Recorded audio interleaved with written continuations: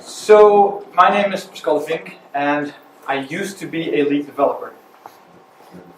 Who here is a lead developer? About half of you, right? So, who here is still growing into that role? Who wants to be a lead developer? 30%, good 30%. Okay, so this is my story, and for those of you who have not experienced it, this may be a warning, not to not be a lead developer, but how not to be it. And for those of you who are already in the same role, maybe it's recognizable, maybe you see some warning signs that you have to be careful for. I hope you all benefit. If you want, there's some more room here in the front. There's a lovely seat. I would take it, but I'm here. My name is Pascal Vink, and I am a coach at WeCamp. I organize Amsterdam PHP together with a couple of other lovely people, and I currently work at TicketSwap. This story is not about my work at TicketSwap, though. This story is about the work I did at the company before that. I won't mention its name because it's not relevant. So before we begin, who can tell me who this is? Polish. Well, guess. I heard Polish warriors. warriors. Yeah, they're warriors, but more specifically, this guy here in front, the general. Any guesses? Alexander. Great. Points for you. This is Alexander the Great. The Great. This guy, when he was 33 years old, the age that I will be next year, he was already the leader, the general, the emperor of the greatest empire in the classic world. Imagine that, being the leader of an empire, an entire empire, in your early 30s. It's crazy. But back in those days, you wouldn't live to see 40 if you're lucky. So 33 was actually trivial. Then again, he was also brought up as a child and taught in all the ways of a good general, of a good leader, of a good emperor, from being a sibling to being this great man. He had special schools, special scholars, teachers who taught him about that. I did not have that though, at all. There's no school that I went to when I became a lead developer. There's no course that I took. And probably the same is true for you. So how then do we become this great developer and this great leader that we aim to be? Because there is no school. So I learned on the job. That's basically the school of hard knocks, as they call it.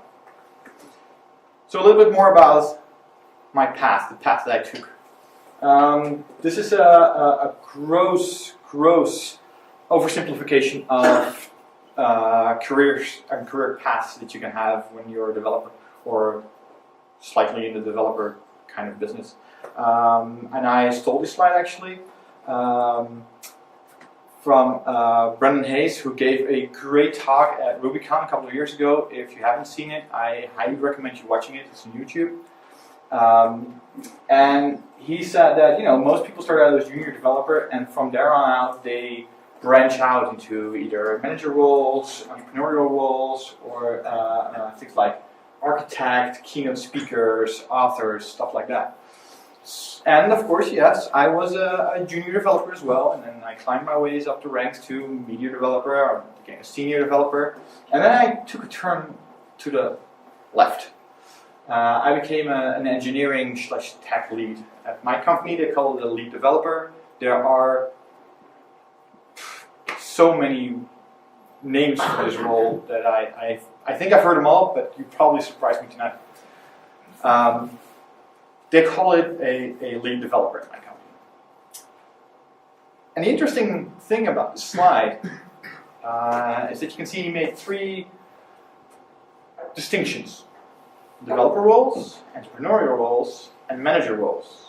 Now when people hear lead developer, they think, hey, developer, this is a developer. And that's true, except in the eyes of many companies though, it's more of a manager role. So that's what makes it kind of hard. Okay, so let's talk about this story of mine I've been warning you about. I was in a company. We had two teams, one development team with about 6 people, and sort of a third line expert support people, about 3 of them, and we wanted to integrate them into one big development team. We also had 2 external developers from an external company, mostly doing maintenance on a legacy database, and we also had a couple of people from an external development company that were hired to help us. And at Christmas, around Christmas, my manager quit. Well, that's sad. That happens, right? So the CEO actually came up to me and she said, "Hey, so your manager's gone, and we're looking for somebody that can pick up this role, that can, bring life into this team and bring them to the next level, and lead them, basically." And I was like, "Oh yeah, wow. Well, that's actually pretty nice. I'd love to do that. I'd love to take a more active role in that. I'd love to lead these people to great things, to achieve more." Back at the time, we were still running on a very old PHP version that needed to be upgraded. There are a couple of things that I saw that we could improve in our processes, and together with all the other company teams, there were all these things that we can do that were nicer for the customer. We had internal customers that hadn't received love for the past years, that I saw opportunities in. All these things, and I had all these passions and all these expectations, and I loved it, and I really was ready to lead this team. I was ready to lead this to victory! But it didn't go so well. Of course, as you might expect. It didn't go so well because I didn't achieve, nor was I working on any of those things. I was working on all these other things. Meetings, and then some more meetings. Vacation days, approving them. I was working on all of these other things that were distracting me. So, why were these things so distracting of me? What did I do wrong that my entire week was filled with all these things that I did not set out to do? Well, the answer was very obvious. Once I thought about it, I wasn't prepared at all. I took this job willingly. 1st of January, I started heads first, and I was not prepared. Does this sound familiar to some people? Yeah. See some nodding? That's good. Thanks. I'm not the only one. You're not alone. That's great. Thanks. So let's take this as a lesson. Lesson number 1. Expectation management.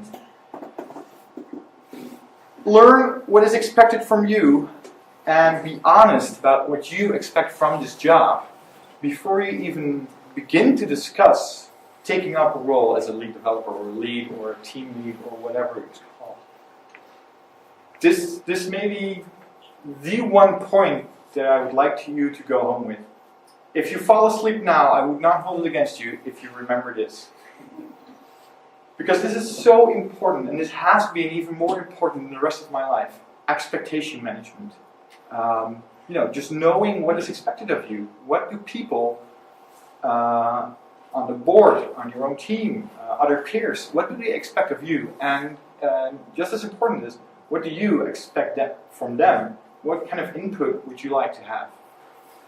Making that clear, that is so super important. Again, go home with this. This is the most important thing I want you to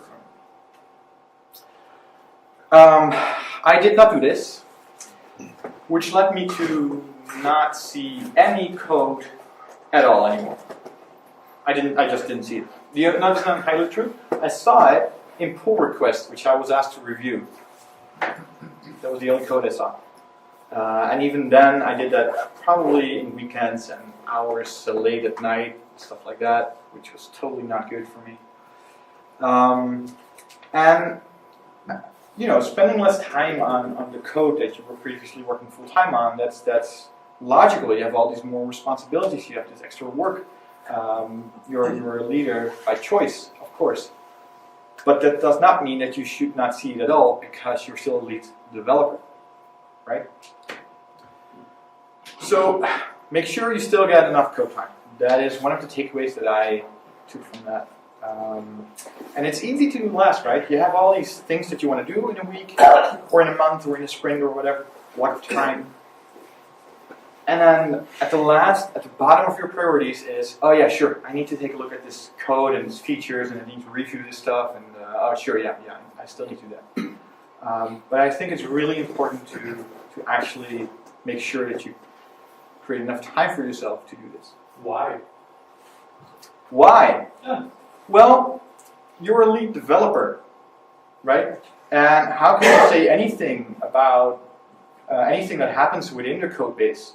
How can you say anything about the direction it goes into if you're not in touch with it anymore?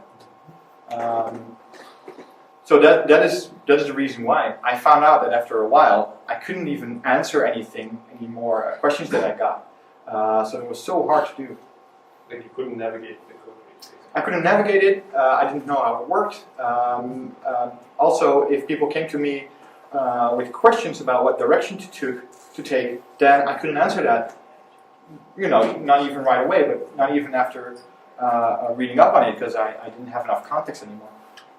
And there are a couple of things that you can do to cope with that.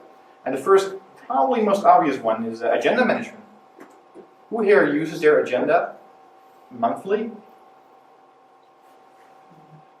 Weekly? Daily? Most of you, very nice. Very nice. I didn't do that at all. In the beginning, I was a developer, and what use did I have for an agenda at my work? I had 2 meetings, a retrospective and a sprint planning, which was also a demo. And for the rest, I had no meetings. With whom would I have meetings with? Just occasionally somebody would come up to my desk and ask me a question, and we would sit for an hour somewhere, and it was great. It was all ad hoc, and it was good enough. I didn't need my agenda at all. But pretty soon, after 2 weeks of becoming a lead developer, my agenda was filled up with meetings. The entire day, every day of the week. And so I had to manage my own agenda. I had to actively block hours to do stuff that I wanted. I had to take the afternoon off to keep that focus on the code, to be able to work with my team on code stuff, to work with them on features, or to be there for their problems, the questions that they had for me. This might be knocking down open doors, but it was a real eye-opener for me once I experienced it. Another thing that comes with agenda management and having a more empty agenda is saying no more often. I'm not sure about you, but for me that didn't come naturally. I was very used to saying yes. Can you help me? Yes. Can you please do this? Yes. I can do anything. I can solve all your problems. Tomorrow, sure. No problem. And naturally flow to this one person or this other team or whatever. And then I step back. I could go on my own ways again. But being able to do this freed up a lot of my time. But because I was still bonding with people, this gave me code time in return as well. Plus it gave me team time. I got to talk to my team, to the actual people. So it was like a double win, basically. And people love to help. If you're having trouble delegating, talk to your team about it. And I am 100% sure, well, 99% sure, that your team would love to help you out with this. They would love to take on more tasks that now fall into your lap, or that you think that fall in your lap. People love to help naturally.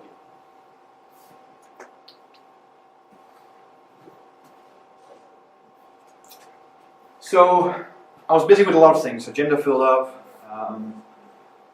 no code time at all. But there were a couple of other things that I was doing that did go unnoticed until after quite a while that I discovered that I was doing this. And which is actually pretty important. And it is the culture and culture building, actually. Like I said, we were a couple of different teams from different backgrounds with different technical stacks that we managed.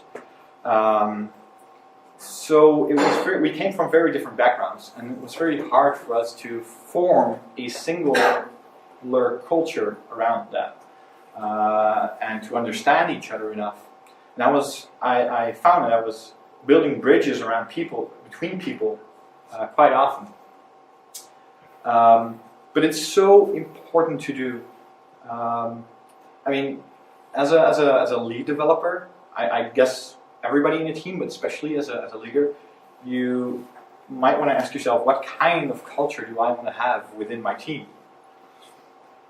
For example, I value and promote things like good ideas and taking responsibility.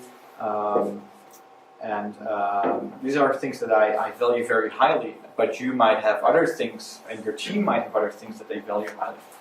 Discovering them is very valuable. It is said that the culture of any organization is shaped by the worst behavior the leader is willing to tolerate. I do find that this focuses a lot on the negative, but it is true. People coming in late, you have to figure out if that is the worst behavior you are willing to tolerate or not.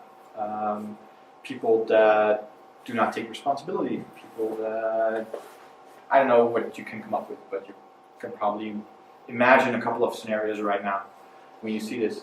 And as a leader, you have to decide, probably with your team, but firstly for yourself, what it is that you want to happen if that is the case, if that happens. So this one time, this one thing happened where a problem popped up. Of course, Friday night, 6 o'clock. You all know that drill. And the developer responsible already left for home. And I was pissed at that. Who does that? Right? Who leaves their work on yeah, it's deploying, I'm going, bye. So, come next Monday, we fixed it. Another developer and I, we fixed it. And come next Monday, we organized a retrospective. Because I didn't want to call out this one developer at that time on this behavior, but I wanted to see what the entire team was feeling about it. Little did I know that this developer didn't even develop this entire feature. He worked on it for a small while, but he didn't develop the entire thing. It was more of a group responsibility. And he did actually write some documentation, and he did add tests. And it was just a happenstance that shit hit the fan on Friday night at 6 o'clock. And that's when I figured that, oh man, I should place more trust in these people.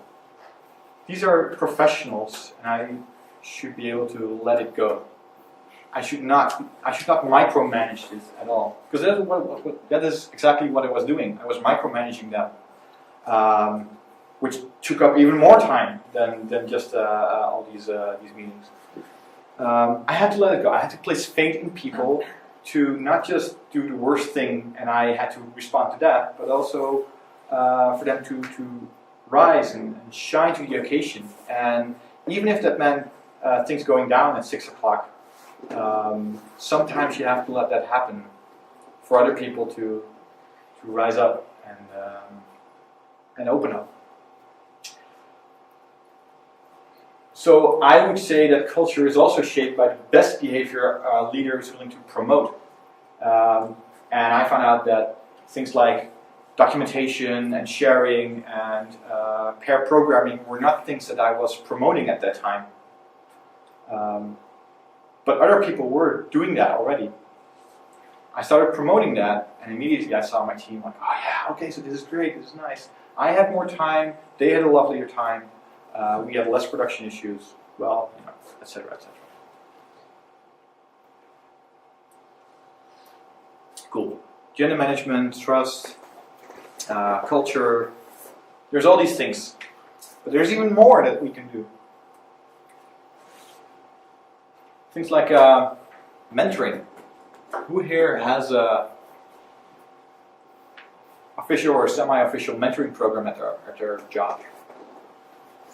1, 2, 3, 4, 5. I can even count them on 2 hands. I personally find this very important because every year our workforce in the development country increases by 50%.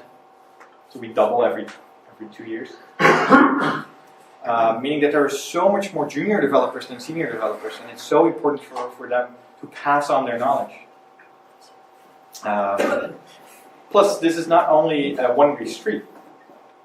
Senior developers can learn just as much from junior developers as the other way around. So having a mentoring program in place, even within your team, but it would be nice to have it throughout the entire company. It can be really valuable. And usually this is instigated by leaders that are willing to promote this program. Of course, feedback. Sure enough, a lot of companies have like annual reviews and stuff like that, or bi-monthly reviews. These are all official. And a lot of these times, these are more about your salary than they are about actually improving yourself. So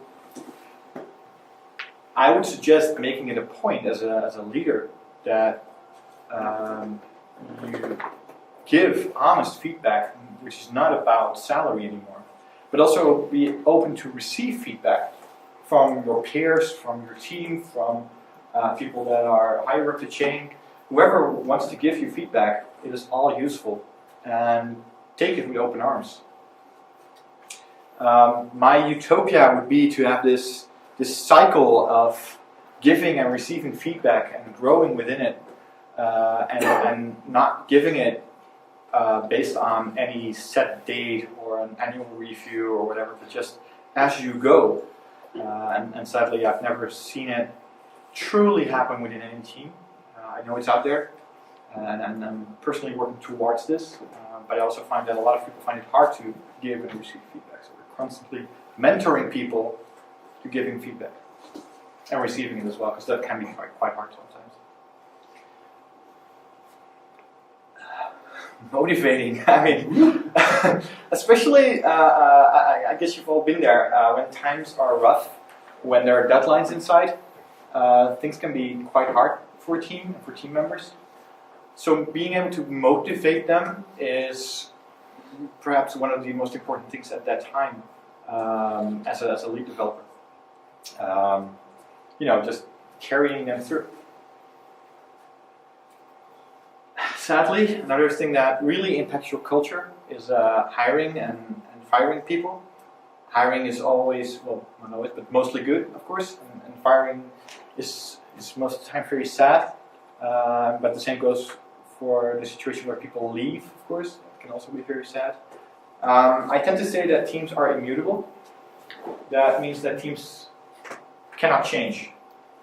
Now, you might say, well, let's see if I just add a person to a team and a team changed, voila. And that's true, but it's not the same team anymore. It's an entirely new team.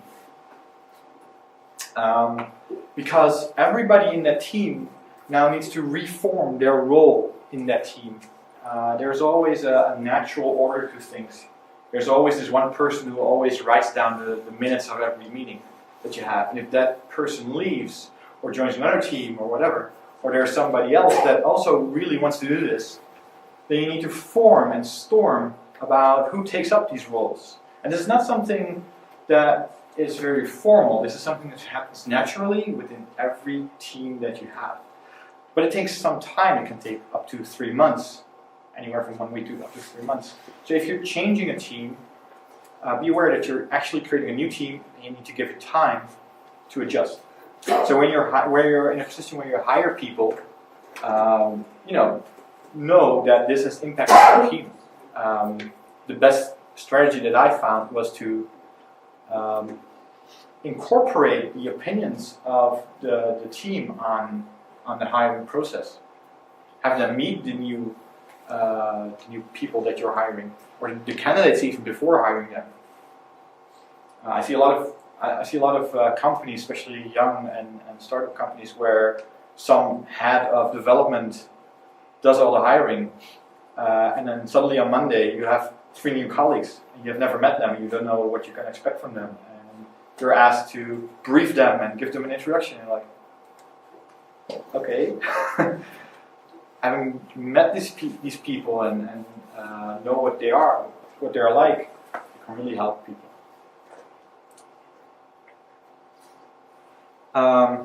Things like sickness and personal problems. I know a lot of lead developers out there do not have to deal with things like sickness and vacation and stuff like that.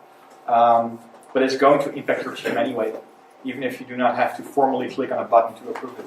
It's going to impact your team, so you better be prepared about it for it. And last but not least, I think the most important thing to do is lead by example. Has kind of to do with the worst and the best behavior that you're willing to tolerate and promote. But if you lead by example, it's way easier and more natural to do that. And it makes you become an actual leader instead of the boss that is on the top and just laughing, just pointing at everybody. Thank you for getting me up there, but goodbye. An actual leader tries to help everybody up and not be the first per se.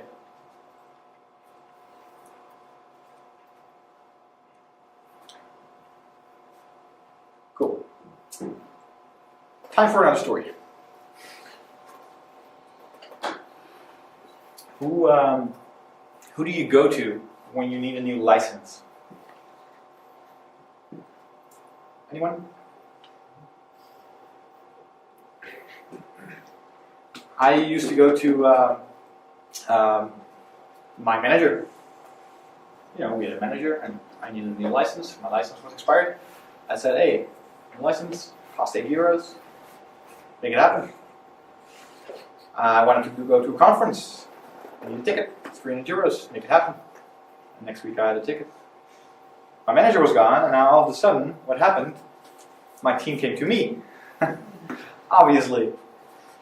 Now, I know some of you might be brilliant when it comes to finance and money. I'm not.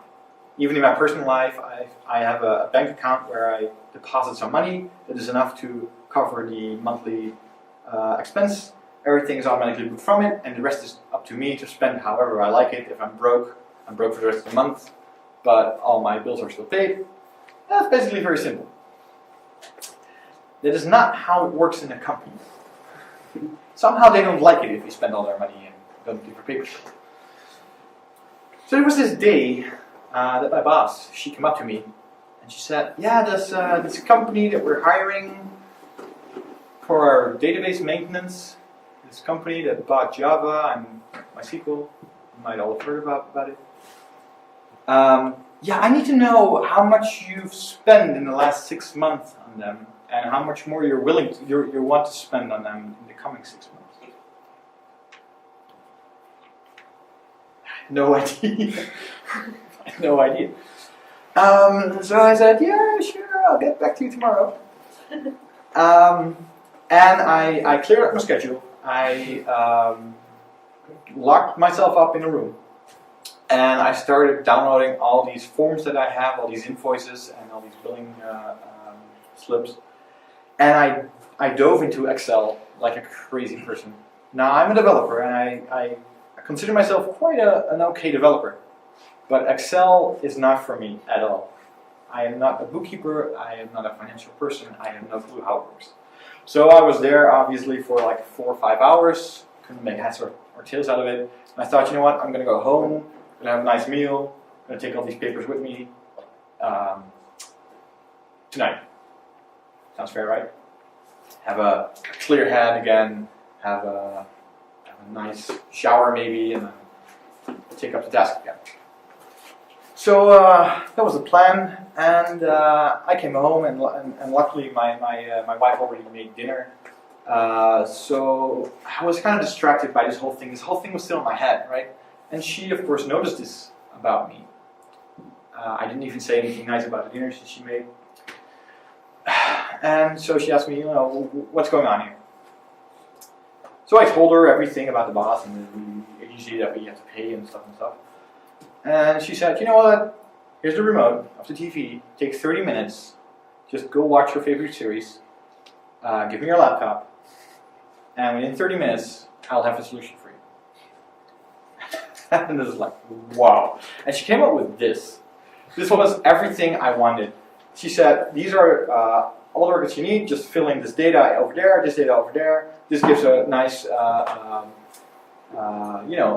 prognosis about where you want to go, where you're headed. This is your limit. This is how much you can spend per month. It was awesome.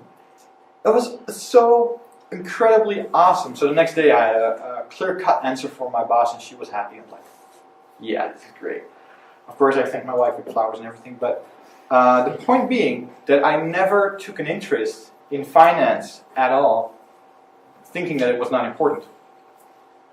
Well, actually, it was kind of important. I was now, together with my team, responsible for budgeting for things like, okay, so how much money do we have to spend within our company limits? And how much do we want to spend? What do we want to spend it on? How much do we need? Can we cut somewhere that we think is throwing away money and spend it through something useful? Having that insight and having that clarity made my work easier and better. But more importantly, if I would have taken an interest before I got to be a lead developer, it would probably save me a lot of headaches, a lot of time, and an overall almost embarrassment. So what I want to say is learn from current leaders or peers or whoever from if this is something that you want to pursue, because it can be very valuable. Look at yourself and the things that you think are still missing that might not be as important, like soft skill things, and try to learn from them. Another soft skill that I really benefited from was public speaking. It is so nice to be able to explain things simply. I once convinced our board an extra 100,000 euros by using just this picture to represent our code base. And I'm not even exaggerating. By giving them a more tangible feel about what it is, a more recognizable image, they immediately thought, okay, so if this is the state of our program, of our application, of the thing that brings us income, that's not right. We cannot go on with this. We cannot reasonably expect that this will still function in 5 years if we do not invest in it more than we do now. So we got an extra 100,000 euros for that. So that was great. Just by being able to explain things easily to whoever wanted to listen. It's really useful to be able to explain things to your team, but also to people in like C-level positions, because they're often not that technical inclined, but also to other peers on in other teams like marketing and communication and sales. Also probably not so technically inclined, and being able to translate that is a really useful skill, even if you're not a leader. Also, kicking the open doors here probably, talking to others. As a developer, I know that it can be really easy to just dive into code. You have a problem, and you're hired to create a solution. You're using code to do that, and that's what you're going to do, even as a lead developer. But actually talking to others is a very important skill in coming up with a good solution that is also a problem fit. And I had to learn that the hard way, because I didn't really do that. I was one of those developers that used to be on my desk just developing away the entire week. Until I realized and I found out that if I actually talk to my colleague from marketing that in a month's time we had a very big marketing campaign coming up that really shifted our focus to other solutions and to other problems as well. So by talking to each other, we unlocked things that were good for the business and for us, and things didn't come as a surprise.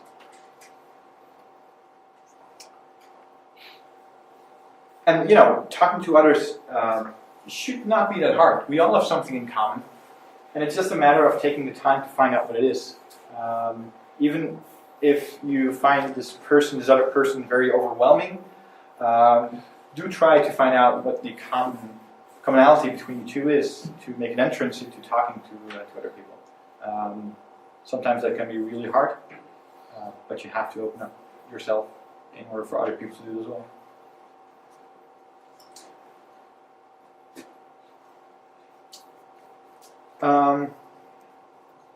So there are a couple of things that you can do right now if you're not a lead developer yet, or might not even want to be. But the things that are really good anyway to know. It's not about the title, right? You don't have to be a leader in title to be a leader. Everybody can lead, from a junior developer or everybody can take up a leadership role. To some can come more naturally, perhaps, and some probably will have to spend more time and more energy in it. But in the end, and everybody that speaks up and is willing to do that can take up a leadership role. So things you can do right now, things like start mentoring. If you don't have a mentoring program, start it. Raise the question of how can we do this? Is there somebody willing to mentor me, or is there somebody looking for a mentor? If you happen to be in the PHP land, but even if you're not, there's PHP mentoring, which is a great website. Ask for help. Open up and make yourself vulnerable. But by doing that, showing others that it is okay to be vulnerable and to not know everything, and asking for help, even for things like financial management or public speaking or whatever, that sets an example for other people to say, hey, I can actually ask for help. I don't have to do it all alone. If you find it hard, as I did, then I can really recommend this book by Amanda Palmer. It's called The Art of Asking.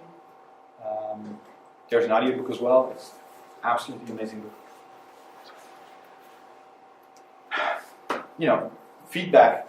Again, if there's no more official part of your organization that already manages this, start it. Just gather a group of people and ask for feedback from them. And maybe they would be willing to listen to other people giving them feedback again. And that way, maybe creating a loop of feedback.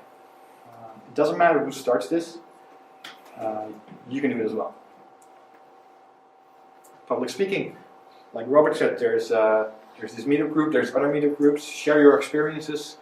Especially meetup groups are really useful for this, because the audience tends to be not so overwhelming. It's a smaller audience. You get to talk to them beforehand, you get to talk to them afterwards, and they're usually not so judging as on conferences where they pay €300 to see top speakers. So it's easier for you to get into. But also things like lunch talks. I'm not sure if you've ever heard of it, but during lunch with your team, get one of them or yourself to do a talk during lunch. So the others are still having lunch, and they don't have to do anything but listen to the speaker, and it's a great way to learn for like 15-20 minutes to come into public speaking. And take an interest in general in other people and learn from them and learn from their experiences. That is an advice that I can give you. And I think I'm now done with all my time, so thank you.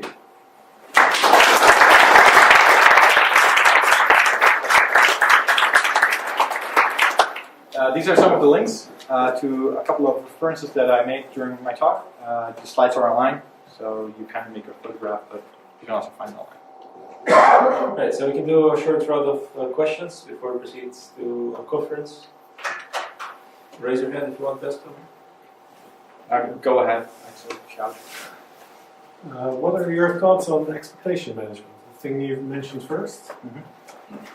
You went into how it went wrong, but did you get to try some things to do it in a better way? I did. One of the things that I found was being honest. So what I did is not say yes right away. Of course, that's always good. Not say yes, just ask a moment to think about it.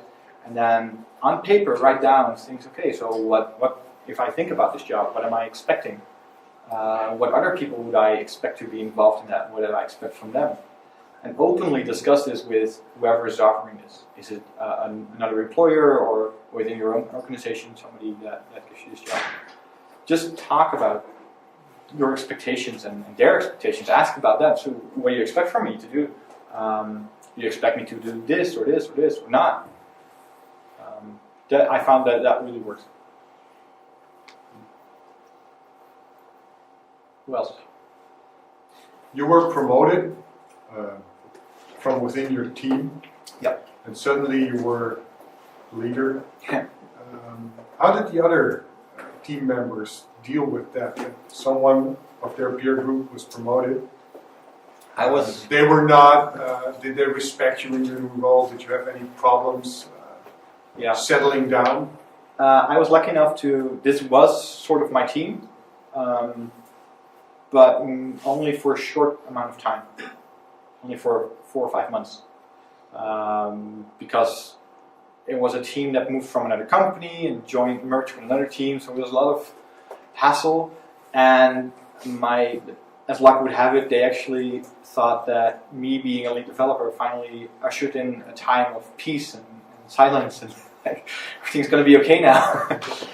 So yeah, I have no problems with that, but I can surely see how that can be sometimes a problem. And I know that some companies have the policy that if you're promoted to be a leader, then you're not going to be a leader on your own team that you came from, but transfer to another team. That sometimes happens, yeah. I think it depends on the people, it depends on you as a person, it depends on the company culture as well. There's no clear-cut way, I think. How do you, so feedback is very important. How do you facilitate that? Both giving the feedback and facilitate a process so you receive feedback? So there are a couple of formal strategies to give feedback. A lot of things, I noticed that a lot of people, when they think about feedback, they think, okay, now people are going to criticize me on my work and the things I do. And it is not about criticizing at all. And it's not even about the work people do per se. What it's mostly about is the impact people have on other people. So you do something that has an impact on me, and it makes me feel some way. It makes me feel dumb. It makes me feel, some other way, negatively. That is mostly my problem. And you are free to do with that as you please. You can either say, oh, damn, I hate that and I want to change that on myself. Or you could say, that's okay. You might feel whatever you want to feel, but I feel good about this, and I see that it has a good turnout in other situations. And I think that is one way of approaching feedback. Giving feedback is more about the beholder, the person giving feedback, than it is about receiving it. Although it can often be received as criticism and stuff like that. So you're saying the feedback you give is about you, not the person you give it to. Is that what? Yeah, that is actually what I'm saying. But it can be quite hard sometimes to get feedback.